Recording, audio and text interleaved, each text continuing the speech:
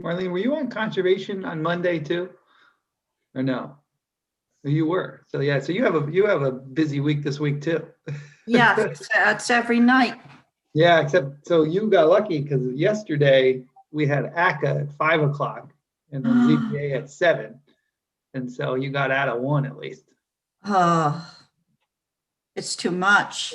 Yeah, it is. It gets old. Hello, this is Hank. Hey, Hank. Hi, Hank. Hello. How's everyone tonight? Great. Good. Good evening. Good evening. Good to be back. How's everything down south? It was great. I mean, it was a good 3 months, but after 3 months, you're ready to be in your own home, you know. Yep. That's the deal. We rent down there. We don't own. Uh-huh. Good, good. That's fun. Yeah.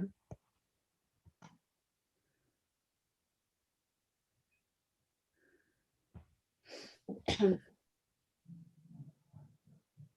don't think Graham will be here tonight. Yeah, I saw he sent the email. Yeah. I talked to him earlier today. He's in Virginia.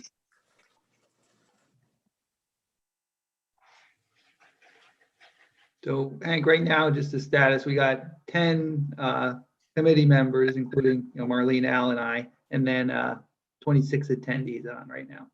Okay. Good. That's great.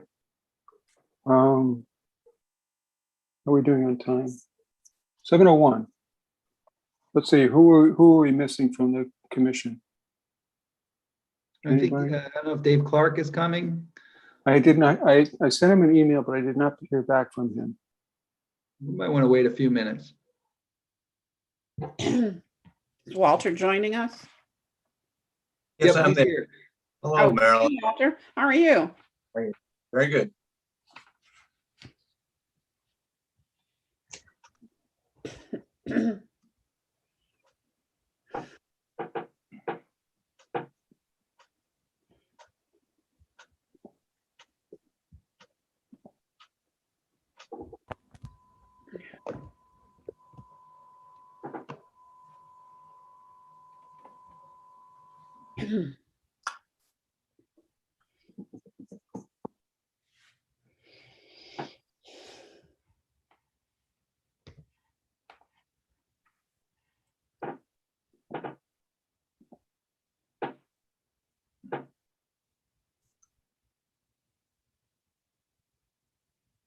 So Hank, before we get started, just Fred Moore sent me an email indicating that he wanted to resign from the committee, which was actually, he had several months ago indicated interest in resigning from a subcommittee, the communication subcommittee.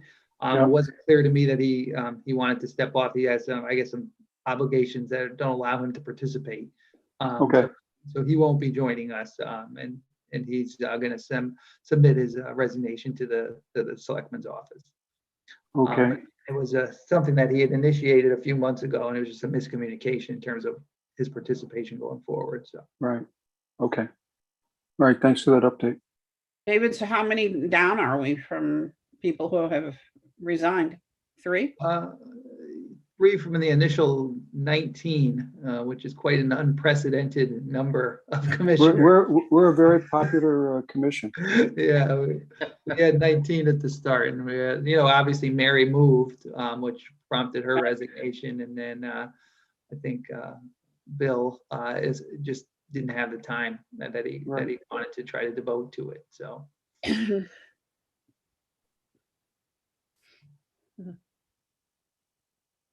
We should probably have a conversation sometime about what the right number is. yeah, something tells me 19 isn't. Well, I'm pretty sure 19 is the wrong number, but we should probably talk about what might be the right number sometime so that we can, backfill when we have openings and, Right.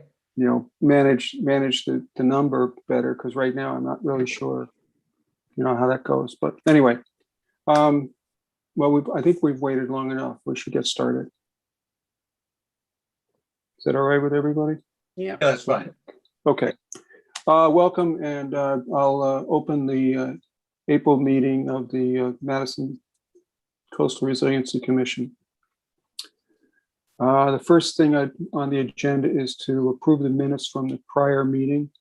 Do we, any issues or questions with it? I'll make a motion to approve and then ask for any motions or any corrections or updates that need to happen. I didn't see any, but okay. Then can I get a second for the motion to approve the minutes? Yeah, I'll second. Okay, thank you. All those in favor? Aye. Just raise your hand or Aye. say aye, or however it works best in Zoom. Okay, thanks. We have one item on tonight's agenda, and that's for the floodplain ordinance that we've been working on for a while now. And so we are, what our goal is tonight, well, I know our goal is tonight to have it, to talk about it, and then bring it to a vote by the executive committee of the commission.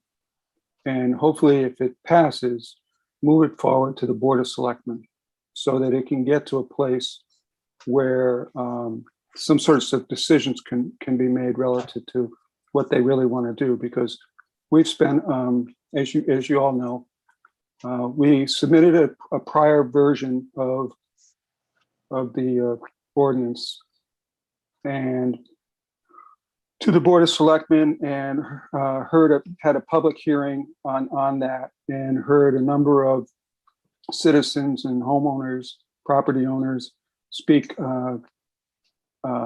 extensively about it. And they had some issues which the commission listened to, and then came back to, went back, said, okay, let's see, based on what we heard, what can we do to make this a little more palatable? And we altered the floodplain ordinance to address a number of the issues that were brought forward by the public, and presented them to the board. And they just asked that we go through tonight and officially have an approval process that says, we voted and said, yes, this is what we're going to recommend to the board. So before we get started on the conversation, I just want to go over a couple of things for tonight. The first thing is, oftentimes with these, with our meeting, we have public comment, and I was talking the other day with some people about it and thinking myself, and I was thinking tonight we're not going to have that. And the reason is that we had a public hearing previously, and the Board of Selectmen have already noted that when we forward them the approved version, which is the same version they've already seen, but we have the official approval of the commission from the executive committee of the commission, then they've already said that they will have a second public hearing.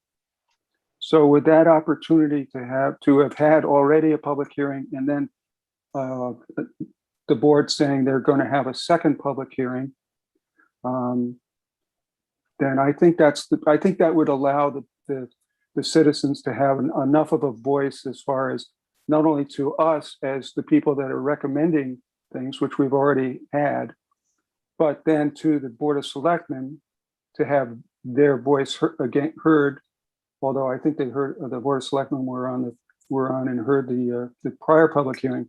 But now that they would actually have our recommendations in front of them and be in a deliberative mode, they would be hearing it, hearing whatever the citizens have to say about it in that venue. So I think that's probably the right way to move this thing along. Because frankly, my goal is to have, we've done a lot of work, and a lot of people have participated, and we've had a lot of input from the public, and we've come up with a set of recommendations which should go to the board.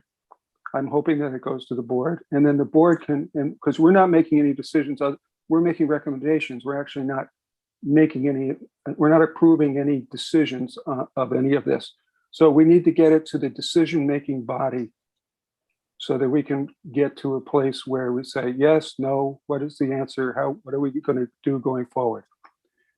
So that's just to give you an outline of what tonight's meeting is going to be. And the other thing that I think we have to be mindful of about the floodplain ordinance, this has been around for a while. First of all, Madison has a floodplain ordinance, and we have for a while, and we've also had opportunities previously to amend it, and we're trying to figure out how to get that to the board and have them take some action on it. There was I think 2 previous times in 2016 and 2018 that we tried to do a similar thing of making some recommendations to the board, which I don't know that they ever took action on. I was talking to David earlier about that. And Dave, do you have that file? Yeah, no. So I think that's a good segue into. I think I'd like to share. I just wanted to share this as part of the context of where we are and what the town has been working on. Not just us recently, but the town for a number of years has had this on their plate, and we now are once again trying to move it forward. Perfect. So I'm going to share my screen, and what I'm going to pull up is just the, this is actually from the Town of Madison website. This is the Town of Madison Coastal Resiliency Plan, which was adopted in June of 2016. And so this plan was actually funded by a grant through the South Central Regional Council of Governments. And that grant money was actually split between Madison, Branford, and Milford. And the town engineer at the time, Mike Gott, kind of spearheaded the project on Madison's behalf, but I was involved as well. And ultimately it went forward to the Board of Selectmen for, I guess, really an endorsement. The reason I think it's important to bring it up tonight is because I'm going to scroll to the executive summary. And when we look at the executive summary, there's some recommended actions in this 2016 plan. And so I'm going to just blow this up a little bit so you can see it a little better. And so if you look at TR3 and TR4. So TR3 suggests that the town adopt freeboard that exceeds the state recommended 1 foot. And TR4 recommends that we expand the substantial improvement definition to include improvements made over a period of 5 or 10 years. So those recommendations are actually the same recommendations that the Coastal Resiliency Commission has recently made to the Board of Selectmen. So, those recommendations from a policy perspective have been, I guess, suggested to the town of Madison for, nearly 5 years now. So this document, again, June 2016. In December 2018, the Planning and Zoning Commission discussed this, and they made a recommendation to the Board of Selectmen mirroring this suggestion, 1 foot above the requirement, and they had recommended a 5-year, what we're calling a look back period. And that discussion with the Board of Selectmen actually led to a presentation by Circa before a joint meeting of the Board of Selectmen and the Planning and Zoning Commission. And Circa gave a lot of great information to the town. They kind of reiterated some of these ideas. Joe McDougald actually spoke a little bit about it the other night. But the kind of I guess, takeaway or the result of that meeting with Circa was actually the formation of this committee. So that was the takeaway. Okay, we got to take this issue pretty seriously. Let's form a Coastal Resiliency Commission to start looking at these issues. And so kind of the main part of our charge is really to update this resilience plan, this coastal resilience plan. We've taken a little bit of a tangent in specifically, circling to some of these recommendations about the floodplain ordinance. I've read some of the correspondence that suggests it's a little bit outside the charge. I guess one of the reasons I want to bring this up is because I do think that these recommendations fall well within the charge as it relates to formulating a coastal resilience plan. And I also just want to state, for everybody's benefit that, this particular group, this Coastal Resiliency Commission that you see before you, isn't bringing necessarily new ideas on this. They're just reinforcing and suggesting some ideas that have been around for a while. And so I certainly understand that not everybody agrees with the policy, and I think it's very healthy dialogue to have. But I just want to mention, just for everybody's information, that it's not necessarily a new recommendation, and I don't, I respectfully don't agree that it's outside of this committee's charge, which is really, again, just advisory and the body that's able to make recommendations to the Board of Selectmen. This group has no authority or power. We don't get to make decisions. We don't get to create regulations or ordinances. So I just thought that would be helpful to share for context. No, thanks. I just thought it was interesting to just revisit that in the context of what we've been doing the last few weeks and what we're hopefully, moving forward, going to try again with the Board of Selectmen to see where we might be able to get some of this stuff approved, or at least get it in front of them again. Let's just leave it at that. What they do with it is up to them, but at least get it in front of them in today's day and age of thoughts about sea level rise and what they feel they can and can't do. So just thought it was fair context to have. So let's talk about item number 1 on the agenda, which is the floodplain ordinance, which we've probably already started. We want to talk about, Woody, did we want to go over the substantial improvement or is that just, you sent a note the other day. I just want to be sure I didn't miss it. I thought that we should really just explain the change that we presented to the Board of Selectmen. Yeah, okay, that would be make fine. sure that everyone on the commission Right. understands exactly what the change is, why we made it, and what the effect is. Right, because I don't know that all the members of the commission were able to attend everything that we've been doing the last couple of weeks and have had a chance to read. Although they've seen a lot of it, I don't know that they've seen as much of it as some others. So yeah, real quick, if we could just go over the elements of the thing. I think I'll put it like this. The things that we've heard that we've focused on amending or looking into further based on the feedback and based on our own concern with how the floodplain ordinance should look is, as Woody just said, is a substantial improvement, and also the look back period.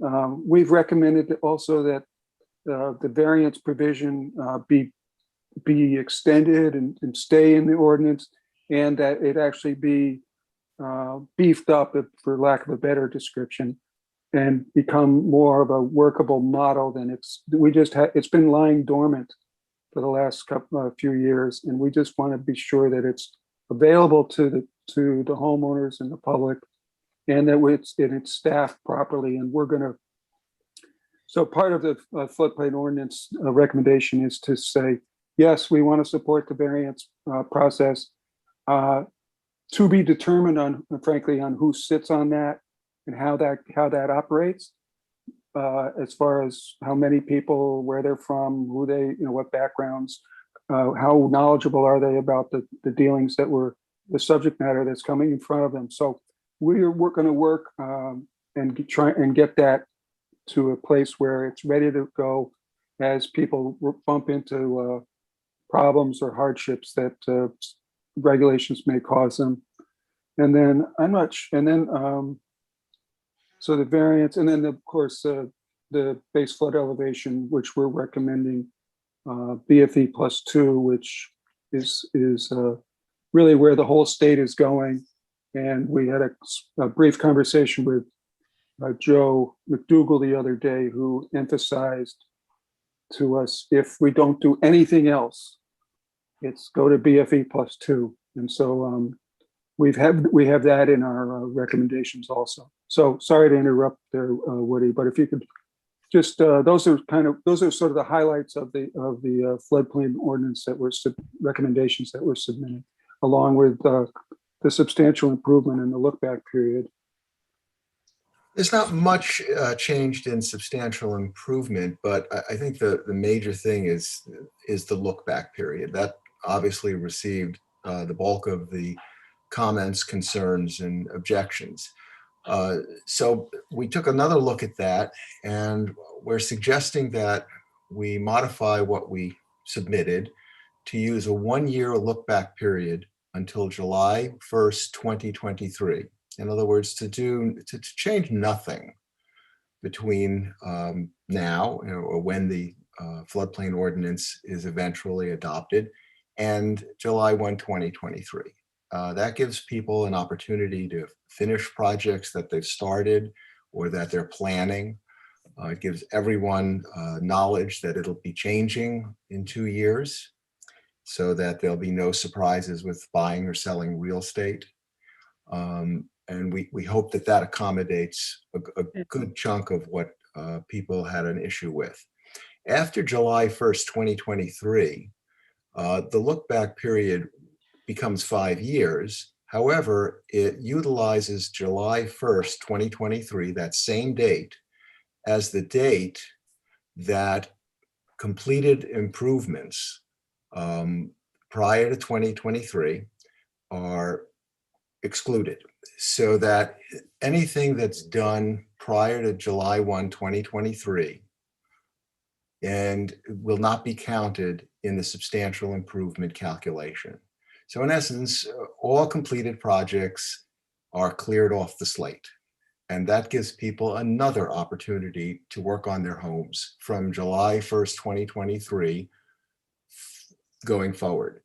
So for example, if somebody wants to do something on July 1st, 2024, what is the actual look back period? It's 1 year. It's 2023 to 2024. And that just keeps going up, but we never look back before 2021. I'm sorry, 2023. So anything done is no longer included. And we're hopeful that this gives everyone an opportunity to complete these projects and make sure that everybody is well aware of what we're doing. And Yeah. I welcome comments or questions from the commission to make sure I was clear on that. Yeah, I would just comment that I thought I personally think that, and I said it to the Board of Selectmen, when we first submitted our plan, we were dealing with two problems: the current, what's in play today problem, and how any changes might affect the current activity, and then long term, how do we address the current issue, but look forward to the long term and say what sort of provisions do we need to incorporate into the floodplain ordinance for the sea level rise that we're seeing, or if we don't even see it today, we're very expecting it very shortly and need to address it.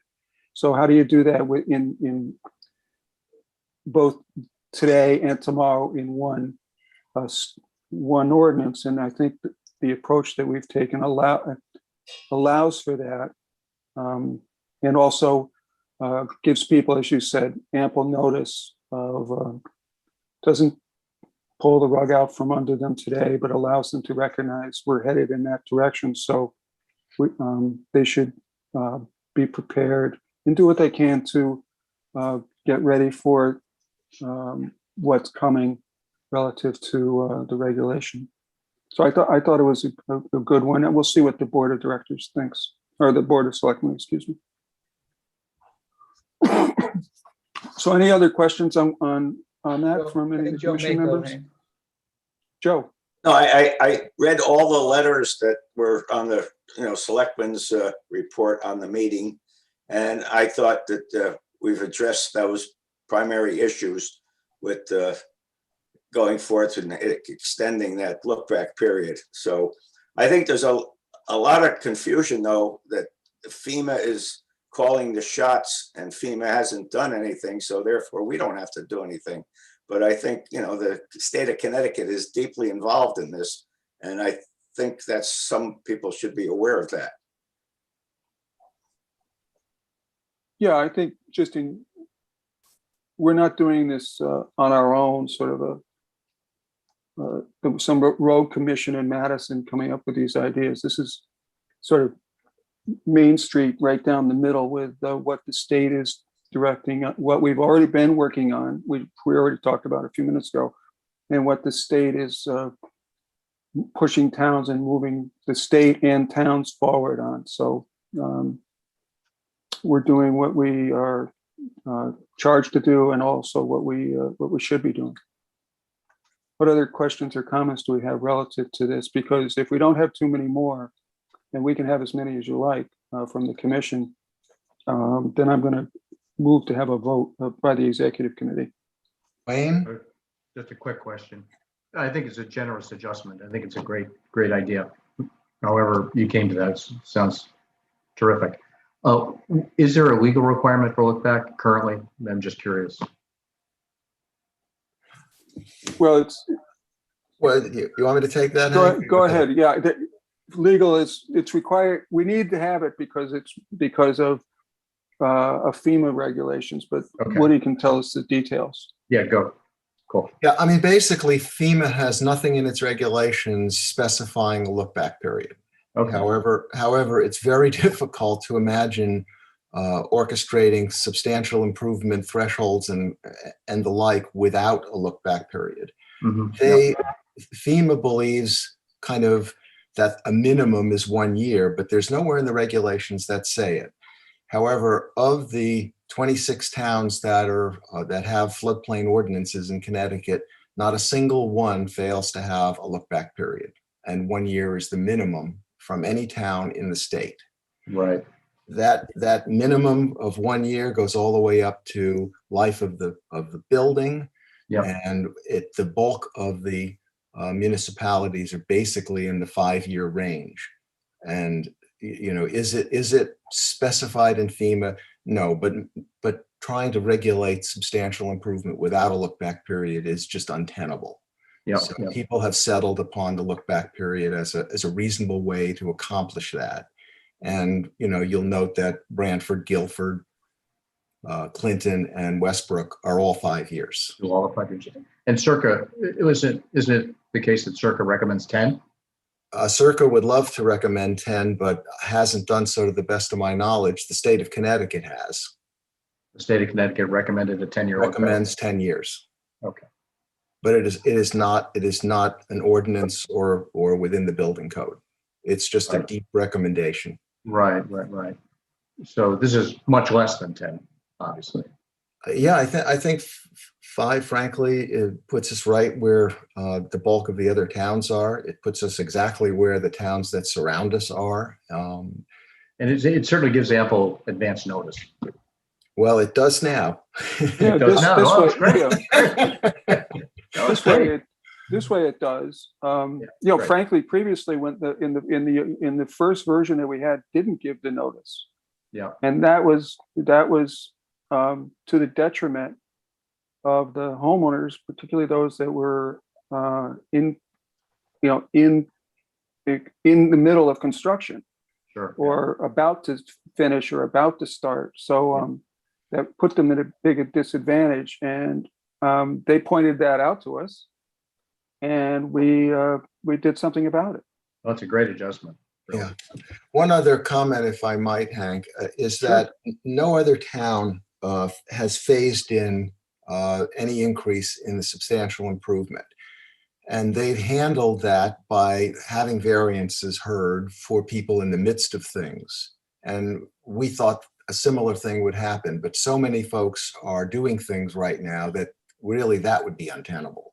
So rather than a variance board that isn't even staffed having to hear a whole bunch of things, I think this was a very fair way to get to where we need to be, but to recognize that people would have had variance requests for projects that are already on the board.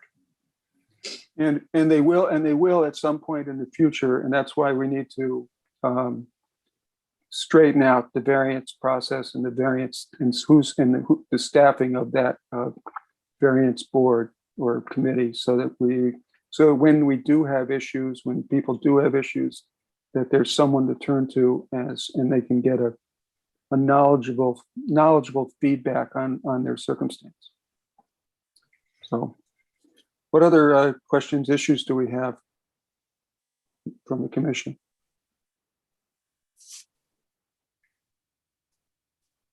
Okay, well, if we don't have anything, then I would ask the executive committee to vote to move this forward, to move our recommendations forward to the Board of Selectmen for their review and approval. So I'll make a motion that the Coastal Resiliency Commission take the amended floodplain ordinance and approve it. And then once it's approved, it'll go to the Board of Selectmen. Can I get a second on that? I'll second. Yeah, okay. What's discussion on that motion? Is that straight enough, clarified enough? Does it say what we needed to say? Yes, no, maybe? Everybody Fine. okay with it? Fine, okay. All right, thank you. Thank you. Finally, the lawyer spoke up. Thank you, Walter. All those in favor, raise your hand if you're on the executive committee. So I know that I can't, let me see if I can see all the hands. I'm assuming did anybody vote no? You can say it out loud if you voted no. Okay. I will Excuse note me. that, yep. Could you say the names of the people on the executive committee? yep, just I'm just voted? I'm just about to do that. Okay, sorry. Thank you. No, thanks, Marlene. I appreciate it. I just wanted to note that Dave Clark, who is on the executive committee, is absent. If I don't see him, and I don't hear his voice, and I didn't get an email from him, so he is absent. Graham Curtis is away on vacation in Virginia. I received an email from him this afternoon. I actually spoke to him this morning, and then I received an email from him this afternoon approving this motion to move this forward to the Board of Selectmen. So we have Graham and Dave. Dave's absent, Graham's accounted for. I voted in favor, yes. And then I believe the rest of the members of the executive committee that are here all voted in favor. Woody Weiss, Walter Welsh, Shannon Lewis, and then I mentioned Dave Clark, Graham Curtis, and myself. And Dave is on.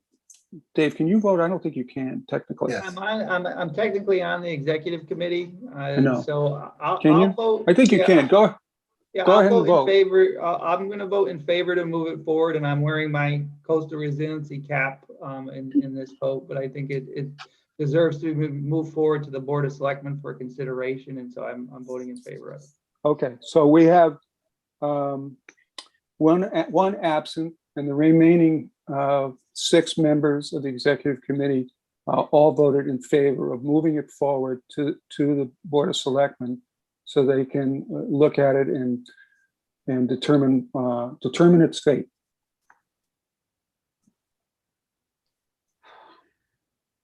So we're all good with that? Yes, sir. Okay. Thank you very much. I appreciate it.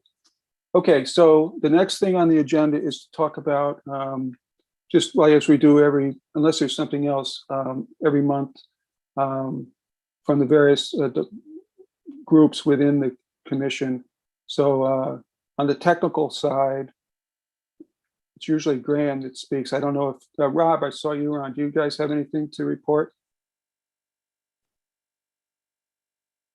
Rob Sonderson, I thought he was on. He might have. He was on. Oh, he was? Okay, He was on before. I don't know whether he stayed. He was. okay. Who else is on technical? Joe? No, we haven't had a meeting and we haven't had any discussion as far as I know. Graham may have had some with, Dave Clark or someone else, but not a general meeting. Yeah, okay. That, what I think I think that's going to be the case with just about everybody. I think we kind of we've gotten wrapped up in trying to get this floodplain ordinance to the Board of Selectmen. And Walter, communications? The same thing. I think we're certainly eager to get looking at broader communications about resiliency generally and out to the public, get working on that. It just hasn't been as easy, as you all know, through the year of COVID, but as hopefully we start to move out of that, we'll get the group looking for ways to reach out to the public in to provide more general information, background information, which may set the stage for some kind of other things that we may recommend, whether there be other regulations or other things that town can do. But we have a lot to do on communications. We haven't done it yet, so we're not. Okay. We're eager to get to do it, I think. Yeah. Yep. And I'm pretty sure that the policy committee is just all they've done is work on the floodplain. So I don't think we worked on anything but. So I think we've covered all three of the groups. Any other issues or questions or things we need to cover tonight? Hank, I just have one comment. Is I spoke to Dave Murphy from SLR International, formerly of Malone and McBroom. And Dave was, instrumental in coming up with the 2016 Coastal Resiliency Plan. We've talked about hiring that firm to start beginning an update. And I just kind of explained to him that we were, slow on moving towards that because we've been wrapped up with this project. But he had indicated to me that that was a good thing from his perspective because he's buried in 3 other pretty big projects right now. So we haven't signed any kind of contract with him yet, and I would suggest that maybe we, just push that off a few more months to give Dave the opportunity to get through what he's working on. And I think, honestly, this is, the engagement we have with the public on this topic, I think is going to be helpful for us to figure out how best to communicate with people about these issues going forward. So I think over the next few months, we should talk about that, about how to, how best we can start communicating all this stuff in a little more successfully, potentially. Right. Okay. So did he basically say he's not available for 3 months? Yeah. So that's the roundabout. Yeah. He had said it was a good thing from his perspective that we're a little slow because he'd prefer to push it off a little bit longer. Okay. All right. What other questions, issues do we have you want to talk about tonight? Just a question about Garvin Point. Dave, can you share anything? Is it the town going to? Yeah, actually, so our state representative, John Michael Parker, has been trying to figure out if he can get some money through the legislative process to help fund that project. So he's been working with some town officials, Peggy Lyons and Scott Erskine of Beach and Rec, and myself. Christine Cohen's been involved, and so they're looking for some bond funding to help with that. We haven't heard whether it's been successful yet. I don't think it's at that point, but I know they are working hard to try to get some funding for the town for that project. So.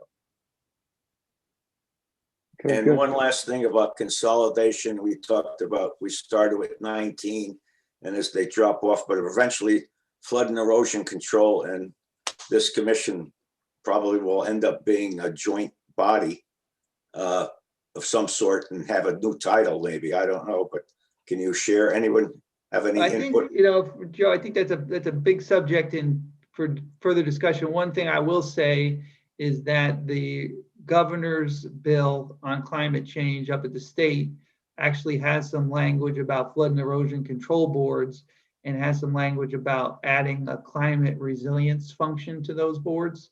And so if that legislation passes, I think the town should have some discussion about, what does that mean for us? Is that a new board that is separate from this group? Is that potentially a new charge for some members of this group and any other people that might be interested in participating? So I think we need to wait to see if that bill passes, see what kind of impact that might have on, in our ability to utilize that, because there is also some funding mechanisms that are also been introduced in legislation, coastal resilience funding that would also be tied to that board.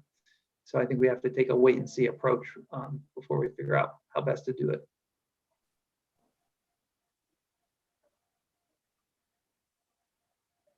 Okay, anything else? Any other questions, comments? Got a quick question. Yeah. Do we need to talk at any length about the word repair with regard to substantial improvement? I know it's one of the main elements in a lot of the feedback that we got. We Are can we going to leave it talk- as is, or do we you want to can- we talk can about talk- it? Do we we need don't- to talk about it? I don't know. I was just asking. Dave, what do you think? No, I don't, let's put it this way. I think we're going to have an opportunity to talk about it because I think the Board of Selectmen are not going to turn around and just rubber stamp everything we sent to them. So there will be questions and I think we'll be able to have a serious, I think we're going to have more than a couple of conversations with them about not only substantial improvement, but look back and probably a couple of other things.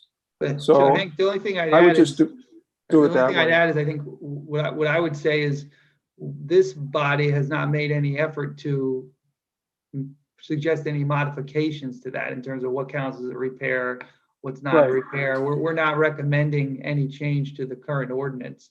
And so I Right. know the Board of Selectmen is going to be seeking the input of town staff, the town engineers currently, the floodplain manager, the building officials heavily involved. So those guys would weigh in and give information on how they interpret our current ordinance, as well as our town attorney will be involved. So I think that question will get vetted out. And certainly if we're asked, hopefully we can contribute to the conversation in a positive way. But fact is, we're not recommending changes. So I think as Yeah, far no, as policy recommendations go, maybe it doesn't belong in that same conversation. Is Yeah. repair part of the current regulation? Yes. Yes. Oh, Yes, yes. Oh, yeah, I didn't know Yeah. that. It's the same, it's the same set of words, but I think Dave says it right. I mean, town staff looking at this and how they actually apply it and how it works is probably a good Yeah, yeah, discussion with town staff and Board of Selectmen. Yeah, no, I apologize. I didn't realize it was part of the. no reason to apologize. Good Yeah. question. No, glad you asked the question because you've seen the comments on that and Yeah. it's one of those terms that you have to look at how's it actually working in practice. And if the successor changes coming from staff, it'll come back to the Board of Selectmen on what those changes Yeah, might be. yeah, great. Thanks, guys. Yeah, thank you.